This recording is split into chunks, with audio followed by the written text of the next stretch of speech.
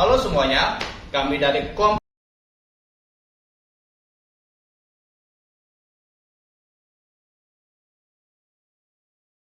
sini kami akan mempresentasikan hasil diskusi kami yang berjudul Sistem Pembayaran dan Keliling. Sebelum itu, perkenalkan, nama saya pribadi Farhan Ramadan. Saya Jessia Amelia. Saya Khairul Sadirata. Saya Kolisa Zatifa. Saya Naila Dwi Arianti. Baik, tanpa berlama-lama, mari kita lanjut. Let's go.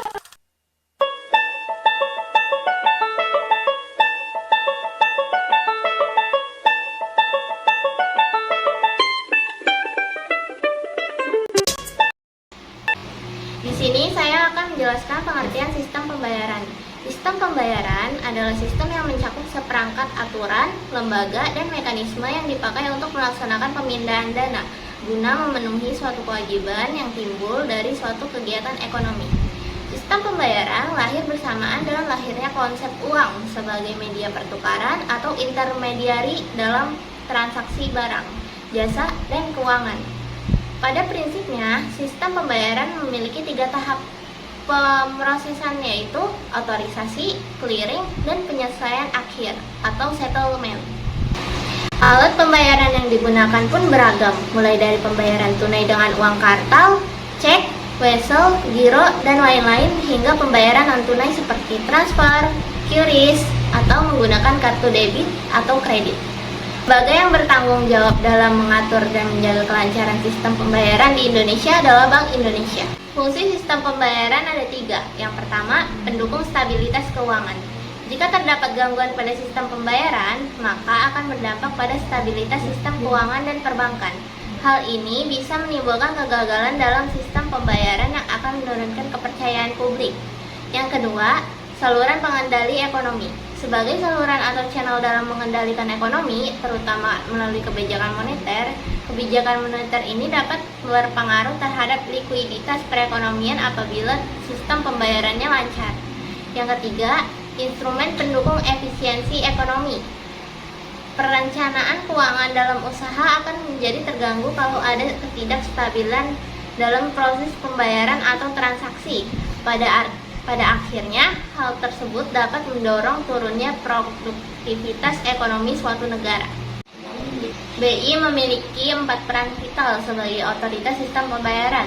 Yang pertama, regulator. Regulator merumuskan kebijakan dan peraturan untuk menjaga stabilitas serta keamanan sistem pembayaran. Yang kedua, pengawas. Pengawas mengawasi penyelenggaraan sistem pembayaran oleh pihak lain, termasuk bank dan fintech, agar sesuai dengan ketentuan yang berlaku. Yang ketiga, fasilitator. Fasilitator mendorong inovasi dan pertumbuhan industri sistem pembayaran, misalnya melalui pengembangan gerbang pembayaran nasional atau GPN dan QRIS. Yang keempat, operator. Operator menyelenggarakan sistem pembayaran utama seperti BIRTGS, SKNBI, dan BI Fast untuk memastikan kelancaran transaksi keuangan nasional. Evolusi sistem pembayaran, yang pertama ada barter. Barter adalah pertukaran barang dengan barang secara langsung. Yang kedua, uang komoditas, yaitu barang bernilai emas, perak, garam sebagai alat tukar. Yang ketiga ada uang kartal, yaitu uang kertas dan logam yang diterbitkan negara. Dan yang keempat ada uang giral, cek, biliet, giro, dan transfer antar rekening bank. Yang kelima ada digital, yaitu berupa e-money, dompet digital, QRIS, hingga kripto atau CBDC. Komponen sistem pembayaran ada 4, yaitu yang pertama lembaga, Bank Indonesia sebagai regulator dan bank atau lembaga non-bank sebagai penyelenggara. Yang kedua ada instrumen, alat pembayaran baik tunai, uang kartal maupun non-tunai, cek, kartu elektronik. 3 ada infrastruktur, jaringan teknis dari sistem yang memproses transaksi seperti SKNBI, RTGS, dan mesin EDC. Dan yang keempat ada mekanisme aturan main SOP yang menjamin pemindahan dana berjalan aman dan legal. Ada 2 jenis sistem pembayaran, yaitu 1 uang tunai, cash, menggunakan uang kartal, kertas, dan logam sebagai alat pembayaran. Transaksi diselesaikan secara langsung, face to face, tanpa perantara sistem elektronik, yaitu anomalitas tinggi, resiko fisik, pencurian atau hilang. inefisiensi biaya pengelola uang, dan yang kedua ada non tunai, non cash, menggunakan instrumen seperti kartu, cek atau uang elektronik, membutuhkan proses otorisasi, clearing dan settlement antar lembaga. Itu tercatat traceable. 2.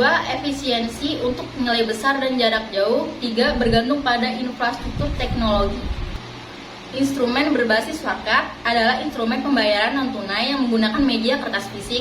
Yang pertama, cek. Cek adalah surat perintah nasabah kepada bank penyimpan dana untuk membayar sejumlah uang kepada pembawa atau pihak yang disebut. Yang kedua ada bille giro atau bisa disingkat BG, adalah surat perintah nasabah untuk memindah bukukan dana ke rekening penerima, tidak bisa dicairkan secara tunai.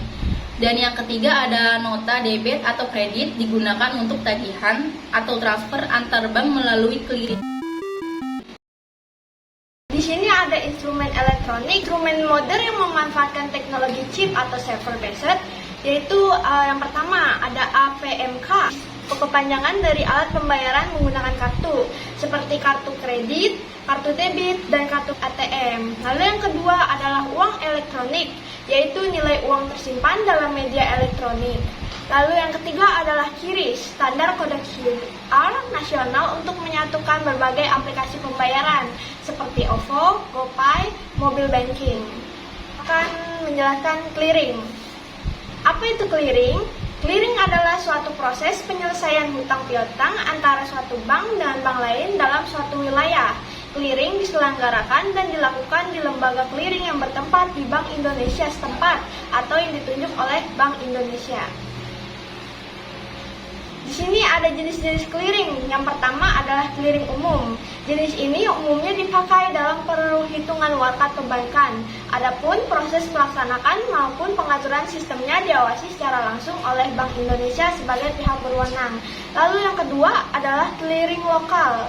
Untuk clearing lokal, perhitungan warkatnya dilakukan secara antar bank. Hanya saja ketentuan yang berlaku diatur oleh daerah seperti yang sudah ditetapkan sejak sebelumnya. Lalu yang ketiga ada clearing antar cabang. Clearing lokal menjadi salah satu sarana perhitungan utang piutang, surat berharga, atau transfer uang yang digunakan secara khusus untuk bank yang berada dalam cakupan suatu daerah tertentu. Cara pelaksanaannya yakni seluruh perhitungan dari kantor bank cabang akan dikumpulkan.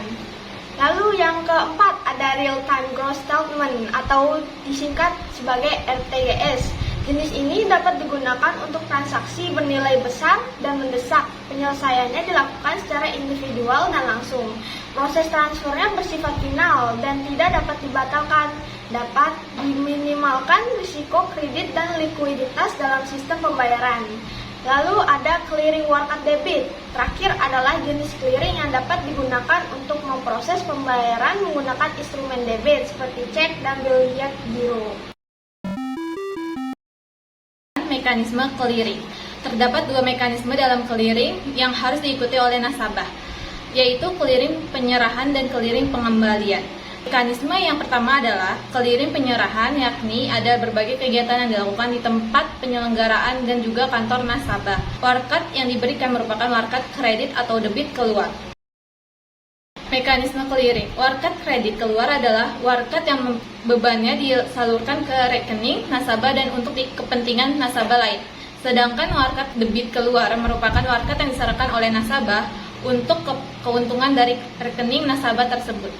Sedangkan warkat yang diberikan clearing pengembalian adalah warkat debit dan warkat kredit masuk. Warkat debit masuk merupakan warkat yang dikumpulkan nasabah atas beban nasabah yang menerima warkat tersebut. Beda halnya dengan warkat kredit masuk, yakni warkat yang diserahkan oleh nasabah lain untuk kepentingan nasabah dari bank yang menerima warkat. Manfaat pembayaran clearing. Manfaat dari clearing bagi sistem keuangan meliputi efisiensi sistem pembayaran, keamanan transaksi, likuiditas yang lebih baik, mendukung pertumbuhan ekonomi, transparansi, dan akuntabilitas dan pengurangan risiko sistematik. Cara kerja sistem clearing. Sistem clearing dapat melalui rangkaian proses yang terstruktur dan terotomatisasi. Hal ini dilakukan untuk memastikan penyelesaian transaksi keuangan antara bank secara efisien dan aman. Yang pertama, insiansi data. 2. Pengumpulan dan pengumpulan data. 3. Pertukaran data elektronik. 4. Perhitungan posisi bersih. 5. Penyelesaian atau settlement. 6. Pelapor atau rekonsiliasi. 7. Manajemen dan risiko dan pengawasan. Proses pemindahan dana. Clearing di samping masih manual, di mana melibatkan pihak yang tertarik atau yang menarik cek. Pihak menarik atau menerima cek, bank penarik atau bank pihak penarik, bank tertarik atau bank penarik cek, dan Bank Indonesia. Saat ini clearing dilakukan otomatis melalui Automated Clearing House atau ACH. Seluruh proses dijalankan oleh para peserta clearing. Mekanisme ACH dapat dijelaskan sebagai berikut. Clearing secara elektronik melalui Automated. Dalam clearing otomatis melalui Automated Clearing House atau ACH, bank peserta clearing yang terlibat dalam transaksi clearing akan saling mengclearingkan warkat-warkatnya melalui media elektronik komputer yang online. Dengan ACH, warkat secara fisik dikirim langsung ke BI atau Bank Indonesia untuk pengendalian dan pemantauan kegiatan clearing ACH. Di sini ada contoh clearing. Setelah mengetahui dan memahami pengertian clearing dan sejenisnya, manfaat serta cara kerjanya, kini Anda perlu mengetahui berbagai contoh dari clearing. Oke, di sini ada transfer uang ke rekening melalui mekanisme clearing, disebut dengan warkat debit atau warkat clearing. Warkat debit ini merupakan pembayaran non tunai yang diperhitungkan atas beban nasabah melalui mekanisme clearing. Berikut ini ada contoh-contohnya, yaitu yang pertama ada wesel, yang kedua ada cek, ketiga ada billet giro, yang keempat ada nota debit, yang kelima ada warkat lain yang disetujui oleh Bank Indonesia atau BI. Selanjutnya ada studi kasus ya teman-teman. Di sini ada skenario masalahnya, yaitu Bank XYZ mengalami penarikan dana nasabah sebesar-besarnya atau cross money di pagi hari. Pada sore hari, jadwal setelan SKBNI, Bank XYZ memiliki kewajiban membayar pajak ke bank lain sebesar 50 miliar. Namun saldo gironya di BI atau Bank Indonesia hanya 10 miliar. Statusnya itu kalah ya bank clearingnya karena saldonya tidak cukup. Terus di sini ada mitigasi atau solusinya, yaitu yang pertama ada pinjaman antar bank PUAB.